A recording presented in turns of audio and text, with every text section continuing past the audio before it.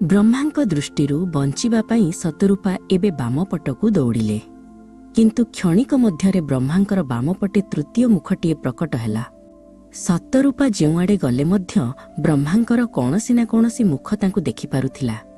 ସେ ବୁଝିପାରିଲେ ଯେ ସୃଷ୍ଟିକର୍ତ୍ତାଙ୍କ ନଜରରୁ କେହି ଲୁଚି ରହିପାରିବେ ନାହିଁ। ଏହାପରେ ଶତରୂପା ବ୍ରହ୍ମାଙ୍କ ପଛପଟକୁ ଚାଲିଗଲେ। ସେ ଭାବିଥିଲେ ଯେ ପଛକୁ ଗଲେ ହୁଏତ ବ୍ରହ୍ମା ତାଙ୍କୁ ଦେଖିପାରିବେ ନାହିଁ, କିନ୍ତୁ ସେଠାରେ ମଧ୍ୟ ଏକ ଚତୁର୍ଥ ମୁଖ ସୃଷ୍ଟି ହୋଇଗଲା।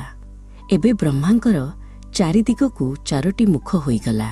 ପୂର୍ବ, ପଶ୍ଚିମ, ଉତ୍ତର ଏବଂ ଦକ୍ଷିଣ ସବୁ ଦିଗରେ ବ୍ରହ୍ମାଙ୍କର ଦୃଷ୍ଟି ରହିଲା।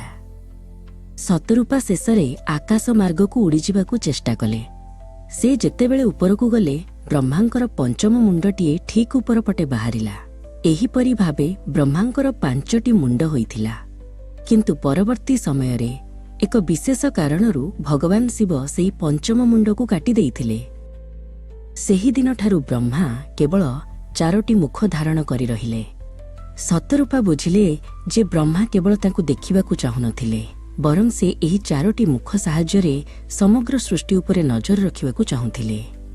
ବ୍ରହ୍ମା ଶତରୂପାଙ୍କୁ ସୃଷ୍ଟିର ବିକାଶରେ ସାହାଯ୍ୟ କରିବାକୁ ନିର୍ଦ୍ଦେଶ ଦେଲେ।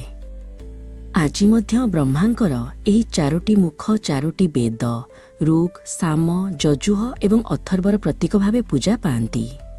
ଏହା ଆମକୁ ଶିକ୍ଷା ଦିଏ ଯେ ଜ୍ଞାନ ଏବଂ ସୃଷ୍ଟିର କୌଶଳ ଚାରିଦିଗରେ ବ୍ୟାପି ରହିଛି। ବ୍ରହ୍ମାଙ୍କ ଚତୁର୍ମୁଖ ରୂପ ଆମକୁ ସର୍ବଦା ସତର୍କ ଏବଂ ଜ୍ଞାନୀ ହେବାକୁ ପ୍ରେରଣା ଦିଏ।